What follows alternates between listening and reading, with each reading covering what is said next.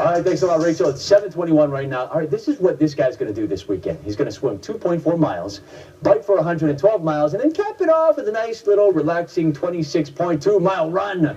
James Cuizon is going to be competing in the Ironman triathlon. He also has a neuromuscular disease called CMT. He's an inspiration to everyone. So, James, thanks for coming in, man. Thanks for having me. Okay, so where are you right now? How nervous are you? You've done this before. You've done the Ironman, but that was in Idaho. How are you prepping differently for this race? I'm not sleeping. And that's not something you want to do. That's not something I really want to do, but I mean, it's just the fact of the matter is just I'm just so excited to be racing here in my home state of Hawaii that I really can't sleep. I have everything focused on this race, and I want to do really well. Okay, can you talk us through CMT? This is a degenerative disease, and you have it below the knees. Yes. Just how did you get it, and can you explain a little bit about how it affects your life? Well, CMT it stands for Charcot-Marie Tooth Syndrome. It's the 3 doctors that discovered the disease back then, I believe in 1886. It's a neuromuscular disease that affects the lower extremities of the body. Right. So essentially, the nerves don't control the muscles below my knees and in my hands. Yeah. There's 22 different types of CMT. I have the type of C1X. Okay. Now, it's difficult enough to do what you're about to do as a normal person. You know, how different is it? Because you've had some experience with it. How different is it on the race? Essentially, the muscles below my knee, they don't work as they should. Right. So I use my quad muscles a lot more for running. Right. My gait's a little weird when I run. I have a little higher step. The reason for that is my foot tends to drop. Yeah. So I would drag my feet, and sometimes I do have a tendency to fall over when I'm running. But I mean, I do what I can, and I push as hard as I can. Okay, so why do this though?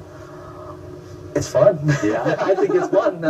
Getting out there for a 2.4-mile swim, 112-mile bike, and 26.2-mile run is just it's until you experience it. I mean, you really can't explain it. I mean, it's something that I think a lot of people should attempt and try out. Yeah, I think what you're doing is spectacular, not only because of you're doing it for yourself and for your own enjoyment, but you're also doing this to try and raise some money and raise some awareness, right? Yes, yes. Okay. I'm doing it to raise awareness for my condition, obviously, for CMT syndrome, and for the Challenge Athletes Foundation.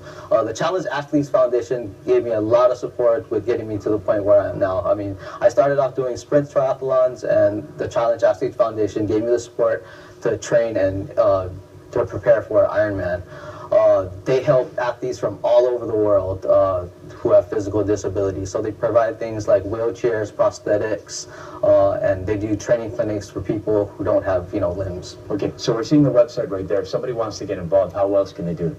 They can visit my Facebook page and make a donation. My Facebook page is facebook.com James Lopaka Cuizon. That's JamesLopakaCuizon. And by the way, the website right there again, challengedathletesfoundation.org.